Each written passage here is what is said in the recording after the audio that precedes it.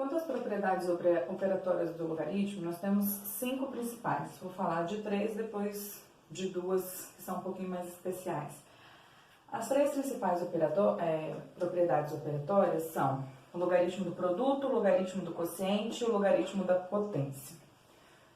O logaritmo do produto significa que quando nós temos um logaritmo e o logaritmando é uma multiplicação de 2 elementos, a gente pode, caso seja conveniente, separar esses 2 elementos. Então, ao invés de ficar log de A vezes C na base B, a gente pode escrever o log de A na base B mais o log de C na base B. Quer dizer, esse vezes aqui transformou isso numa soma de 2 logaritmos. Era um único logaritmo, onde nós tínhamos um produto no logaritmando. A propriedade me diz que eu posso transformar isso numa soma de 2 logaritmos. Cada logaritmo fica com um dos fatores aqui desse produto e a base permanece a mesma. Então, por exemplo, log de 8 vezes 4 na base 2. Se eu quiser, eu posso multiplicar aqui e resolver. Mas eu também posso usar a propriedade. Log de 8 na base 2 mais log de 4 na base 2, tá? Então, e lembrando, como a gente tem essa setinha aqui, ó, que ela aponta para os 2 lados, quer dizer que a propriedade ela vale de ida e de volta. Se eu tiver uma soma de 2 logaritmos que têm a mesma base, eu posso transformar isso num único logaritmo da multiplicação dos logaritmandos, tá? Então, disso aqui, eu poderia escrever um único logaritmo e multiplicar os 2 logaritmandos. Então, a propriedade vale de ida e de volta, qualquer uma dessas 3 aqui. É por isso que a gente tem essa setinha que aponta para os 2 lados. A segunda propriedade é o logaritmo do quociente. É o mesmo raciocínio, só que ao invés de a gente ter uma multiplicação, a gente tem uma divisão no logaritmando. E isso vai gerar, ao invés de uma soma, uma subtração de logaritmos. Então, se eu tenho, por exemplo, log de 27 dividido por 9 na base 3. É claro que, se for possível e for conveniente, a gente pode fazer a divisão e resolver esse logaritmo. Mas, imagina que eu não conheço 9 aqui, que ele seja um x, né? Então, aí não dá pra gente fazer a divisão. Nesse tipo de situação, é conveniente a gente usar a propriedade. Então, 27 dividido por 9 vira um logaritmo de 27 na base 3 menos o logaritmo de 9 na base 3. Lembrando, o numerador aqui fica no primeiro logaritmo e o denominador no segundo logaritmo, tá? Lembrando que a volta também vale. Logaritmo da potência. Se eu tenho um logaritmo onde o logaritmando tem uma potência, ela tem um expoente, para resolver, eu posso passar esse expoente para frente do logaritmo. Ó, esse expoente ele vem para frente do logaritmo. Então, por exemplo, log de 25 elevado a 3 na base 5. Assim como eu já disse, é claro que sempre que possível e conveniente a gente pode resolver isso aqui. Mas, em algumas situações, ela se torna inviável, para isso que servem as propriedades. Então, esse 3 aqui, que é um expoente, ele vai passar para frente do logaritmo multiplicando. Ó, o 3 estava aqui em cima, veio para frente do logaritmo multiplicando. Porque aí fica mais fácil, ó. 5 elevado a quanto que dá 25? 2. 5 elevado a 2. Então, quer dizer, o resultado desse logaritmo é 2. 3 vezes 2, o resultado seria 6, tá? Então, lembrando que a volta da propriedade também funciona. Se eu tiver algum número multiplicando aqui na frente, eu posso passar ele como expoente do logaritmando. Lembrando, esse expoente é só do logaritmando. Ele não é expoente do logaritmo inteiro, tá? Só do logaritmando. Por fim, as 2 últimas propriedades.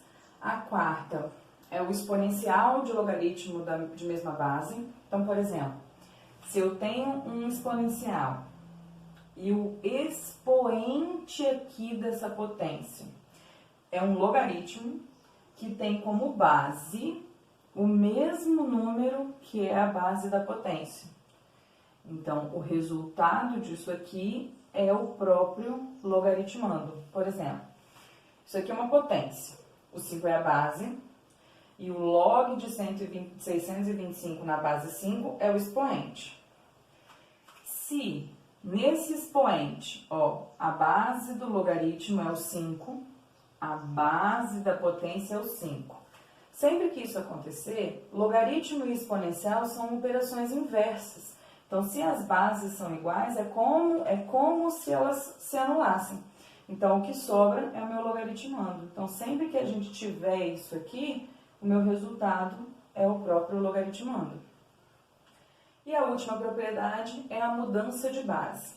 A mudança de base, ela acontece quando a gente tem que resolver algum problema e a gente não consegue resolver da forma como ele está. A gente precisa trocar a base do logaritmo. Então, por exemplo, imagina que eu tenho, vou explicar já com um exemplo aqui. Imagina que eu tenho log de 243 na base 81. A gente até consegue resolver isso do jeitinho que está aqui, tá? Mas fica mais fácil se a gente transformar para uma base que é um número primo. É mais fácil. Então, por exemplo, como que a propriedade funciona? A propriedade me diz que sempre que eu quiser mudar de base, eu vou ter uma divisão de dois logaritmos. Para mudar de base um logaritmo, eu tenho que transformar isso numa divisão de dois logaritmos. Nessa divisão, quem vai ficar em cima, na parte do numerador, vai ter como logaritmando o próprio logaritmando que eu tinha antes.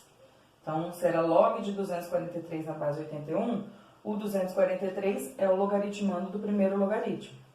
A base, ela vai virar o logaritmando do denominador. Então, log de 243 na base 81 virou uma divisão de dois logaritmos. Isso é o que a propriedade me diz que eu tenho que fazer, tá? Virou uma divisão de dois logaritmos. 243 ficou no logaritmo de cima, 81 ficou no logaritmo de baixo. Lembrando, os dois números agora são logaritmandos. E a base, Miriam? De onde você tirou essa base 3 aí? A base, ela é escolhida por conveniência. Como assim? Eu posso pôr aqui a base que eu quiser. Qualquer uma. O que vai depender do problema, da situação, dos dados que eu tenho. Então, essa base 3 aqui, poderia ser 2, 4, 18, qualquer número. Então, a base a gente muda e coloca de acordo com a nossa conveniência. Então, para mudar de base, a gente pega o logaritmo e faz uma divisão de dois logaritmos. Os dois números que eu tenho, logaritmando e base, vão virar os dois logaritmandos. E a base, que vai ser a mesma nos dois, é uma base que eu vou escolher de acordo com a situação. Ela é escolhida por conveniência. Lembrando que existem alguns logaritmos que a gente não consegue resolver eles sem a ajuda de uma calculadora científica, tá? Então, em algumas situações, a gente precisa de calculadora científica, em alguns problemas, o próprio problema já me dá o valor do logaritmo, né? Para que eu não tenha que fazer esse cálculo. Bom, finalizando o tópico de logaritmos, nós vamos ver equação logarítmica. Uma equação logarítmica, ela para ser uma equação, a gente precisa ter uma incógnita, né? A gente precisa ter uma letra que vai aparecer ou na base ou no logaritmando, e precisa ter uma igualdade. E dentro de equação logarítmica, a gente tem duas situações principais. Quando o logaritmo é igual a um número, né? Ou quando a gente tem uma igualdade de dois logaritmos de mesma base.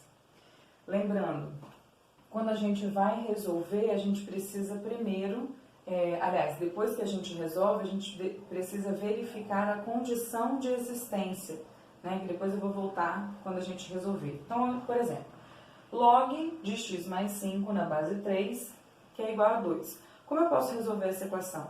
Usando exatamente a resolução de logaritmo. O 3 elevado ao 2, que é igual a x mais 5. Então, 3 elevado a 2, que é igual a x mais 5. 3 elevado a 2 é 9. O 5 está somando, ele vai vir para antes do igual subtraindo, que é a operação inversa. E 9 menos 5 é 4. Então, quer dizer, o valor de x aqui tem que ser 4. Quando eu acho o valor da incógnita que eu estou procurando, eu preciso verificar a condição de existência para ver se ele é um valor válido, se essa solução que eu encontrei é válida. Por exemplo, lembrando, na condição de existência, eu disse que a base do logaritmo tem que ser um número maior do que 0 e diferente de 1. Aqui a base é o 3, então eu não tenho letra na base, não tem problema. E disse que o logaritmando tem que ser um número maior do que 0. Então eu preciso verificar se o x valendo 4 e se eu substituí-lo aqui, se esse logaritmando vai dar um número maior do que 0. Então se x é 4, 4 mais 5 é 9. 9 é um número maior do que 0, então o 4 vale como solução para essa equação. No segundo exemplo, a gente tem uma igualdade de dois logaritmos de mesma base. Lembra que eu falei lá nas consequências da definição que a gente ia precisar bastante dela para resolver a equação?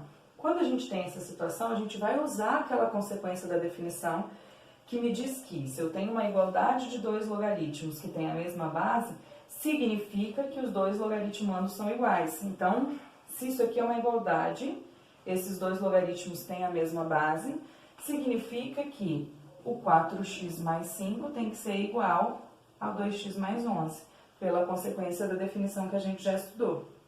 E agora isso virou uma equação do primeiro grau simples. Então, ó, 4x, esse 2x que está somando vem para cá diminuindo, esse 5 que está somando vem para cá diminuindo, 4x menos 2x, 2x, e 11 menos 5, 6. 2 vezes o x quer dizer que o 2 está multiplicando com x, então ele tem que passar para o outro lado do igual fazendo a operação inversa, que é a divisão. E 6 dividido por 2 é 3. Vou fazer a mesma coisa, vou verificar se o 3 serve como resposta. Lembrando, a incógnita também está no logaritmando, então lembra que o logaritmando tem que dar um número maior do que 0. Se x é 3, 4 vezes 3 é 12, 12 mais 5, 17. 17 é um número maior do que 0. 2 vezes 3 é 6, mais 11 é 17. Lembrando que os dois logaritmandos tinham que ser iguais. Então, os dois resultados que eu encontrei das duas equações valem como resposta. Tem que prestar atenção porque pode acontecer situações em que o valor que eu encontro não vale como resposta. O que acontece então? Significa que eu não tenho solução para a equação. Tá bem? Até os próximos vídeos.